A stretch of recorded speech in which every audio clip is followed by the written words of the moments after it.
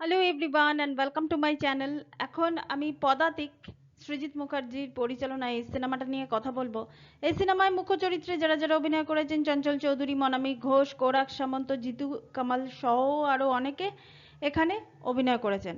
এই সিনেমাটা মূলত মৃণাল সেনের বায়োপিকই আমরা বলতে পারি। তো তার জীবনের 3টে স্টেজ এখানে দেখানো হয়েছে।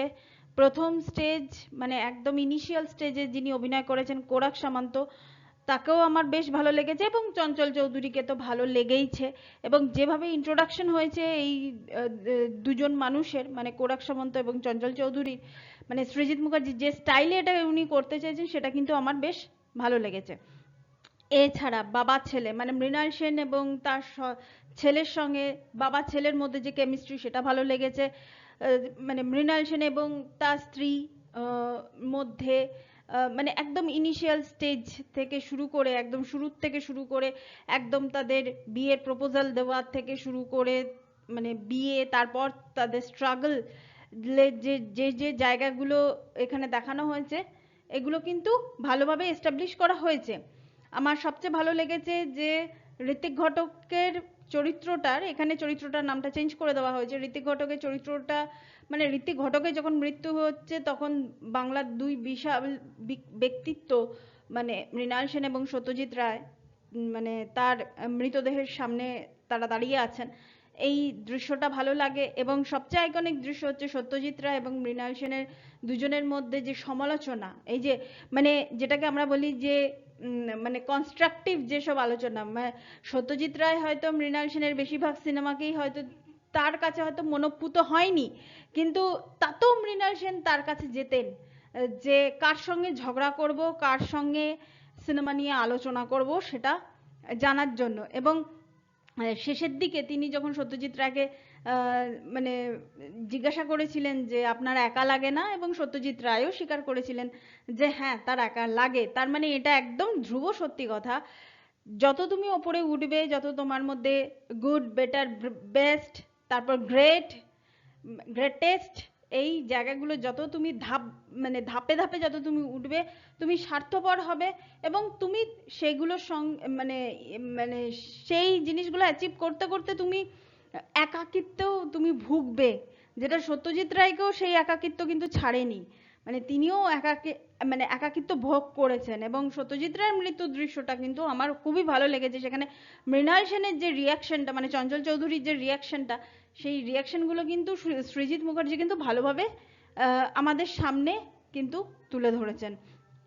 এবং ওই যে জীবনমুখী যে গানগুলো, ও আলোর পথযাত্রী, এই গানটা তো ভীষণ ভালো লাগে। এবং শেষের দিকে, একদম শেষের দিকে যে গানটা আছে, হিন্দিতে গানটা আছে, মৃণাল সেন কে ট্রিবিউট দিয়ে যে গানটা আছে, সেই গানটাও বেশ ভালো। আমরা সবাই জানি যে সৃজিত মুখার্জির সিনেমাতে, সিনেমা ভালো হোক আর না হোক, সিনেমার গানগুলো কিন্তু খুব সুন্দর হয়।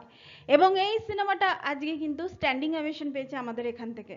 এবং আমি বলবো, দেখুন সৃজিত মুখার্জির কামব্যাক হচ্ছে কি হচ্ছে না সেটা আমার কাছে আলোচনার বিষয় নয়। যে মানুষটা প্রতি বছর একটা থেকে দুটো করে সে সিনেমা সে ডেলিভারি করে যাচ্ছে, তার আবার কামব্যাকের কি আছে? মানে সেটা যাদের পছন্দ হচ্ছে না সেটা তাদের ব্যাপার, কিন্তু অনেক লোকই আছে সৃজিত মুখার্জির নামে কিন্তু সিনেমা চলে, সে তার সবথেকে খারাপ সিনেমাও কিন্তু তার নামেই চলে। দশম অবতার হচ্ছে তো তারই প্রমাণ। তো যাই হোক, তো আমি এখানে ওই সৃজিত মুখার্জি কামব্যাক করলো, এই করলো, সেসব কথা না।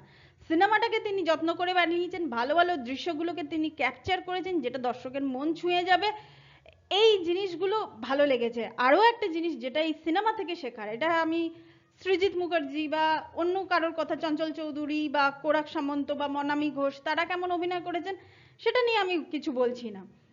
এখান থেকে আরেকটা জিনিস যে শেখার, একটা মানুষ, একজন ডিরেক্টর যখন ফোন করে বলছে আপনি 3 দিন না খেয়েছিলেন, মানে এটা হচ্ছে তার রিয়েল লাইফ থেকে তার অভিজ্ঞতা, যে এই যে না খেয়ে থাকা, যে মানে খিদে জিনিসটা কি, এবং সেই জিনিসটা তিনি তার মানে সিনেমার মধ্যে দিয়ে তিনি যে সেটা প্রকাশ করেছেন। তো সেই যে মানে এই এই যে ছোট ছোট দৃশ্যগুলো, এবং এই যে মানুষরা, এই যে ঋত্বিক ঘটক, সত্যজিৎ রায়, মৃণাল সেন, যদিও আমি সত্যজিৎ রায়ের পার্সোনাল লাইফটা বা তার ইকোনমি সিচুয়েশনটা যে মৃণাল মৃণাল সেন বা ঋত্বিক ঘটকের মতো ছিল সেটা কিন্তু আমি বলতে পারি না।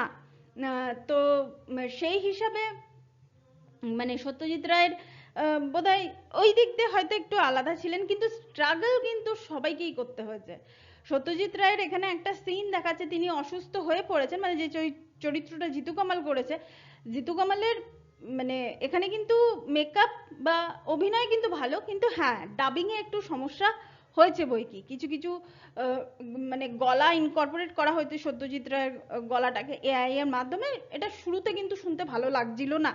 শুরুতে যেটা মৃণাল সেনের সঙ্গে তার সত্যজিৎ রায়ের যে কথোপকথনটা ছিল সেটাতে কিন্তু ভালো লাগছিল না, কিন্তু তার পরের গুলোতে কি বলুন তো, আমি আমি অ্যাজ অ্যান অডিয়েন্স দেখছি যে আমি আমার চোখের সামনে সত্যজিৎ রায়ের মৃণাল সেনের আমি কথোপকথনটা শুনতে পাচ্ছি। তো আমার তখন আর মনে হয় না যে গলাটা কেমন আর ইয়ে কেমন, সেই ইনফরমেশনটা কি পাস হচ্ছে আমার কাছে, সেটাই আমার কাছে হচ্ছে সবচেয়ে বড় আমার কাছে হচ্ছে পাওনা। তো সেই হিসাবে কিন্তু এই জায়গাগুলোকে কিন্তু মানে সৃজিত মুখার্জি কিন্তু ভালোভাবে উনি ক্যাপচার করেছেন। এবং স্ট্রাগল, কষ্ট, কষ্ট জিনিসটা যে কি জিনিস মানে সেটা কিন্তু পরিষ্কার বোঝা যায়, সেটা ঋত্বিক ঘটকের জীবন দিয়ে তো ভীষণই বোঝা যায়, এবং মৃণাল সেনের জীবন দিয়েও কিন্তু এটা, আমি অনেক জিনিস আছে যেগুলো কিন্তু আমি জানতাম না, মানে মৃণাল সেনের জীবন দিয়েও কিন্তু এটা কিন্তু বোঝা যায়। তো সেই হিসাব করে দেখতে গেলে আমার এই সিনেমাটা কিন্তু বেশ ভালো লেগেছে। তো এটাই ছিল আমার এই সিনেমাটা নিয়ে আমার reaction. Thank you so much, that's all, please keep watching and please subscribe my channel. Till then, good by.